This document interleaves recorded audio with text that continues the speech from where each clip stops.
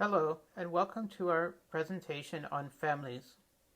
Throughout the course, we have discussed a number of items as it relates to families not only in Canada, but around the world.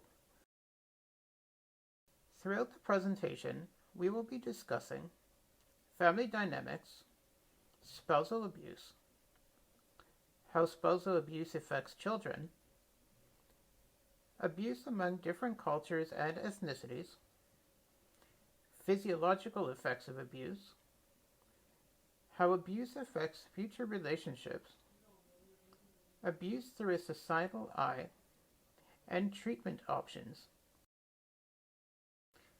Prior to beginning, we would just like to have you note that there may be some sensitive material within this presentation for you to be mindful of. Otherwise, we hope that you enjoy it and are able to learn a few things from listening. A subsection titled Family Violence in Canada is included in Chapter 13's Families. This is where we learn about child and spousal abuse. Spousal abuse, also known as domestic violence or intimate partner violence, is when an individual in a relationship is subjected to emotional, physical, or mental abuse. This can be man to man, man to woman, woman to woman, transgender to non-binary, and so on and so forth. Any type of abuse can have long-term consequences on the individual as well as children who are in these families.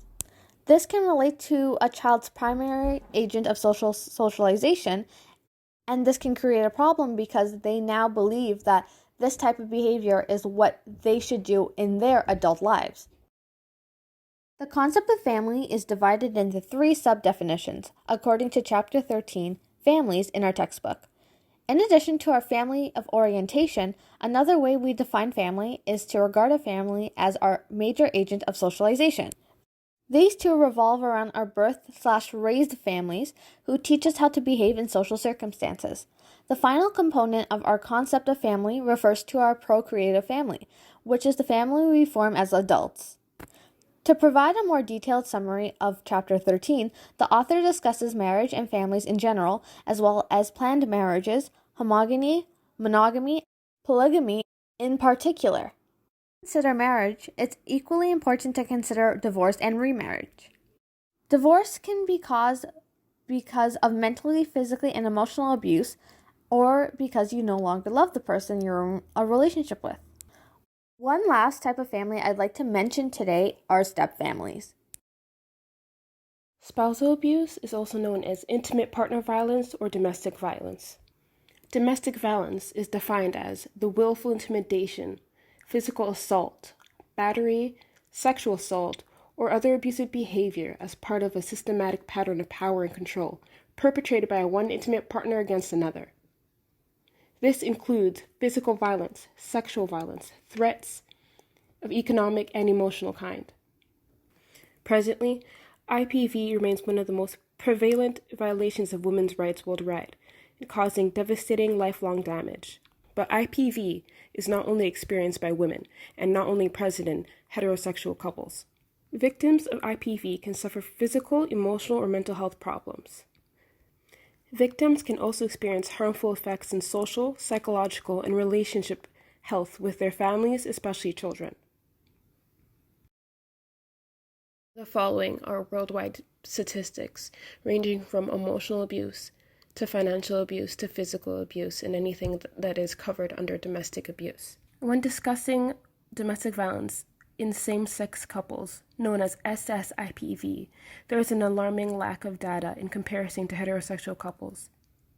Cases of IPV in gay and lesbian relationships are comparable to or higher than among heterosexual couples. Studies show we may have neglected to represent LGBTQ couples in our overall data, but whatever minimal research we do have does suggest that a higher percentage of violence was caused by unique factors linked to minority stress that is experienced specifically by members of the LGBTQ community, such as homelessness and social exclusion, as well as prior mental health issues. There has been a consistent history of silence around violence within the LGBTQ community. There are fears that discussion and acknowledgement of these issues could be used to further stigmatize the community as a collective, therefore building more oppression and social marginalization. To be more specific, the feminist community was against discussing IPV in lesbian couples for worry it may incite negative reactions to both feminism and female homosexuality. There is also worry that it would minimize the concern regarding male violence against women. Presently, culture-created ideologies and stereotypes directly impact the openness to discuss IPV in homosexual relationships. There still remains the stigmatization that gay men are less masculine than straight men, and that lesbian IPV is harmless because women are not as physically strong or dangerous.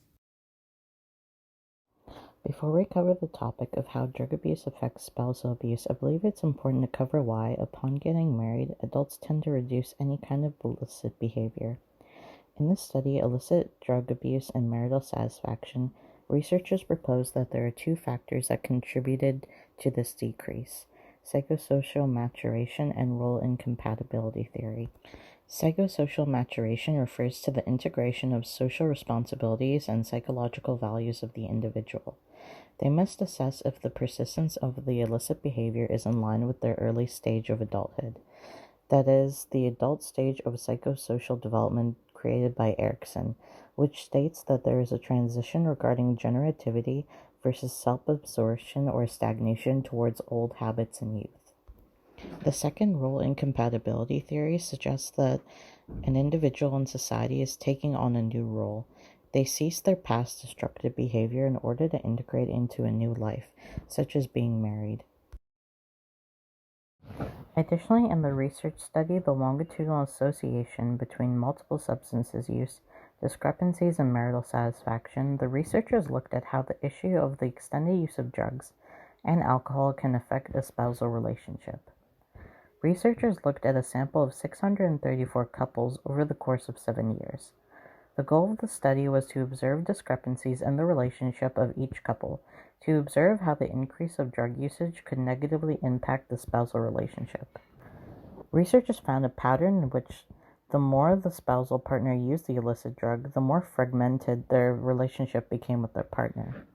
The study notes that with the decline in marital satisfaction, couples and families become more at risk for negative consequences. Researchers found that while there was an increase in marital dissatisfaction, there is also an increase in interpersonal violence as well.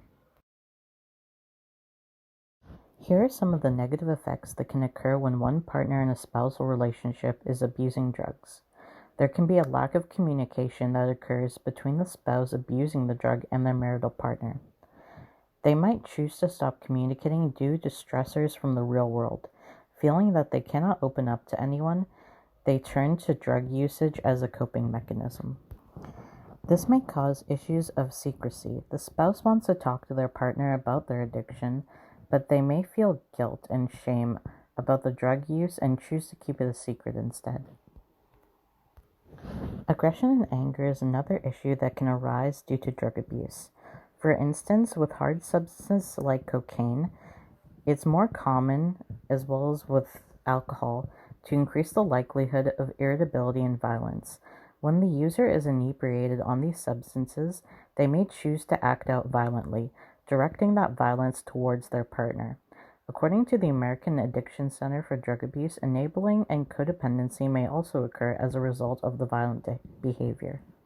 Enabling refers to when an individual is encouraging or funding the user's drug habit, for instance, giving them access to the funds to purchase more drugs. Codependency refers to the individual partner who is not a drug addict feeling the need to take care of the individual who is the drug addict, feeling that they have to be responsible for taking care of them or serve and sacrifice for their partner. Financial issues may also occur as a result of the drug abuse, due to the spouse secretly using the money that they're supposed to use for something else and putting it towards purchasing more drugs for themselves or alcohol. In some instances, child neglect and mistreatment can occur from the individual spouse who is exhibiting drug addictions. They may hurt the child as they hurt their spouse, or they might just neglect the child due to being obsessed with taking their drugs. The fifth factor is job loss and unable to function in society. Due to their drug usage, they would not be able to function properly as they once did in their own jobs.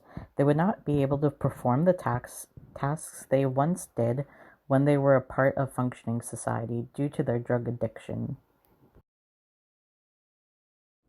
The following are some of the examples of the short-term and long-term effects spousal abuse and domestic violence can have on children within that household. There can be feelings of uncertainty about their home life, being afraid to return home from school, because they know that the domestic abuse can begin again at any moment. They might also feel anxious due to the domestic abuse occurring erratically or constantly, affecting the child by a constant feeling of anxiety. The behavior may also be dependent on the cognitive age of the child. For instance, with young children, there may be regression to a previous stage of development, such as sucking on their thumb for comfort, being unable to control their bladder, and wet the bed due to the traumatic experience of observing the spousal abuse. School-age children may begin to feel that they are the ones to blame for their parents fighting, and that one spouse abusing the other is due to some action they have performed instead. They harbor feelings of guilt and self-loathing due to this mentality. Adolescents and teens will exhibit negative and risky behavior, such as taking illicit substances, alcohol, and participating in unsafe behaviors such as unprotected sex, skipping their classes, and during the years of school age, the child may exhibit aggressive or violent behavior. The following are some of the long-term risks that can occur later on in adulthood for children who witness spousal abuse. They may seek out toxic relationships that are more likely to become abusive later on. They may become an abuser themselves due to their repressed feelings and development of violent tendencies from observing their parents' behavior of violence towards their spouse. Mental health issues may arise, such as anxiety, depression, and even post-traumatic stress disorder from the traumatic experiences witnessed in childhood.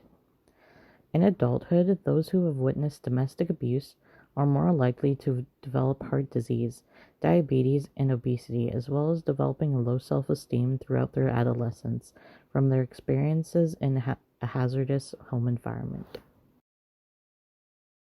The following are some preventative actions and support that can be available to children who have experienced spousal abuse. The first is the identification of the issue with the practitioner.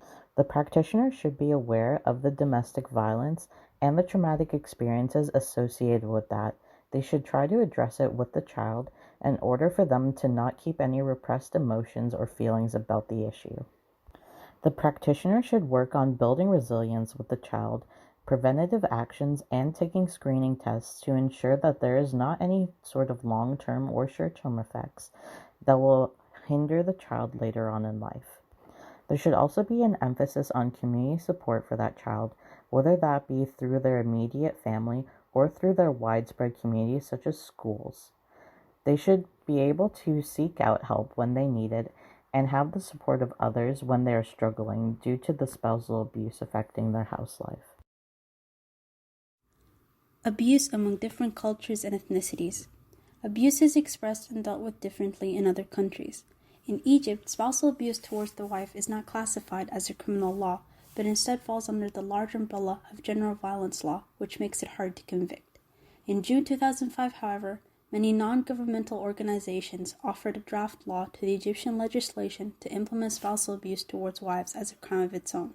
Due to that, gathering official government statistical evidence of wife abuse was not possible, thus allowing it to be hidden from the public eye and overlooked. However, data has been gathered through non-governmental and self-reporting national surveys. In 1997, an unpublished study by the National Center for Social and Criminological Studies in Cairo say that 27.5% of Egyptian women face some sort of violence in their lifetimes, such as beating, theft, sexual assault, and homicide. 52% of those violent acts were done by the husbands. In a study by Munshir Nasser, it has been shown that 30% of Egyptian women confess to having been beaten, and in the Egyptian demographic and health surveys, women who are beaten, half of them are beaten once, 17% are beaten between 3 to 6 times, and 10% are beaten so brutally that they ended up requiring medical attention. When it comes to reporting these abuses, many advocates state that the authorities, such as the police and judges, dismiss these cases quickly. They consider spousal abuse as a private matter, that is between the husband and the wife, and that dealing with it will only jeopardize the integrity of the family, which they consider more important than the woman's well-being. Even women who are beaten, fewer than half never thought of reporting it. Instead, these women either turn to their neighbors for help or their family members when they're being abused. The dismissal of reports of abuse by the government is also prevalent in South Korea as well, and the attention towards domestic violence social services is minuscule. For example, approximately 3.8 million women experience domestic violence, and only 53 legal services and 35 shelters are available, which are disproportionately spread across South Korea. As a result, the lack of funding from the government can cause domestic violence survivors to prevent themselves from seeking help on time, due to the lack of appropriate promotion online, which can decrease awareness. Since the internet is the most accessible way for victims to seek help without the knowledge of their abusers, more attention should be brought to the significant issue. For example, a study conducted by Park & Co. indicated that many of the victims were unable to find tangible advice from the internet, and many did not address the victims on how to protect themselves from a violent partner. Instead, most of them focused on how to fix the relationship rather than leaving it. If we look to the right of the slide, there's an example of a statement from a domestic violence survivor on her experiences with online resources. Please pause the video if you would like to read it. In conclusion, another reason why the government is not willing to provide better services for these victims is because of the cultural beliefs in South Korean society. For instance, the presence of Confucian values is strong, which suggests that individuals must uphold their reputation and bring respect to their families. Due to this value, it has shaped how the government approaches domestic violence, and possibly attempting to minimize conversations surrounding abuse, because of the potential shame it could bring to families.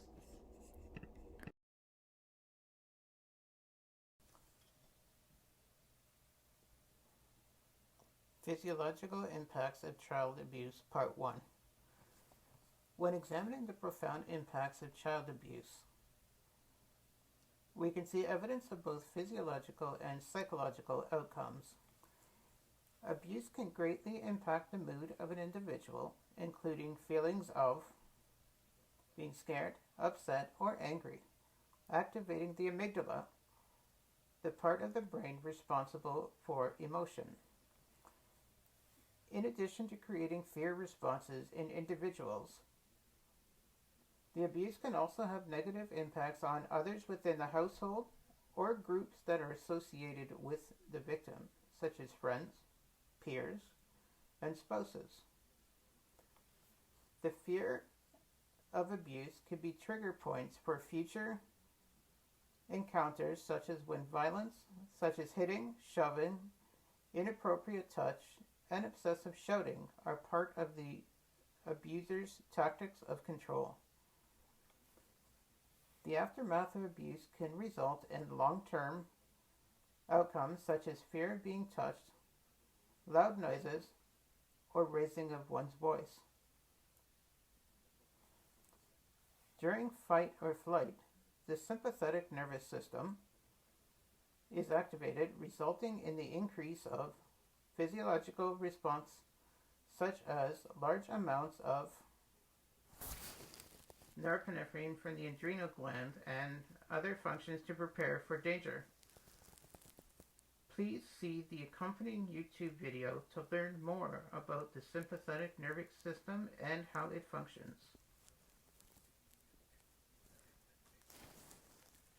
Thank you for listening to this part, and please continue to part 2 of this section.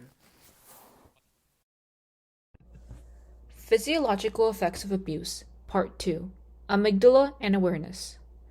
In many abusive relationships between two adults, more attention is focused on the victim and not the children. A reason for this is because terms such as witness and exposed are often used to passively describe a child's involvement in abuse.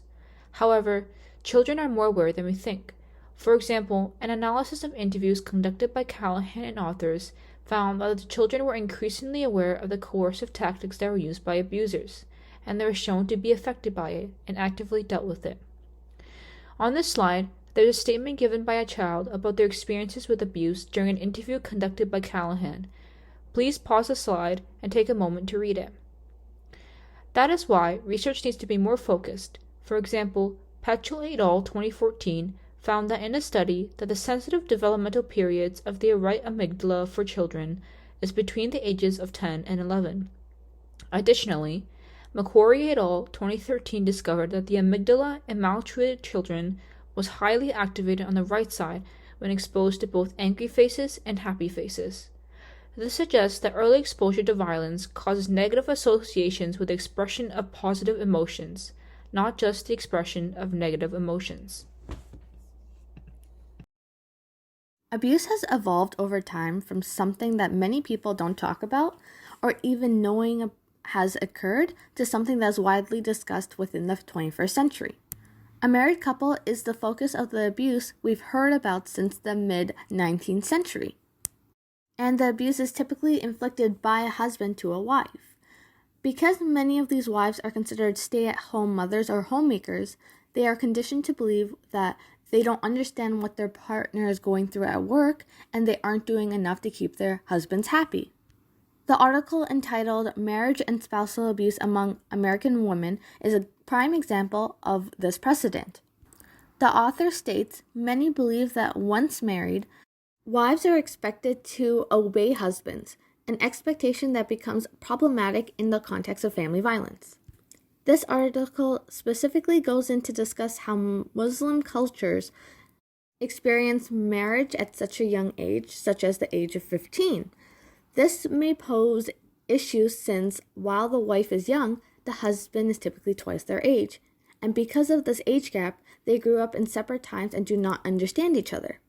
Fast forward to today, you will now discover that many people who are mistreated or who are abusing each other can be of any race, any culture, could be from a man to a woman to a man, a woman to a woman, a non-binary to a transgender, etc.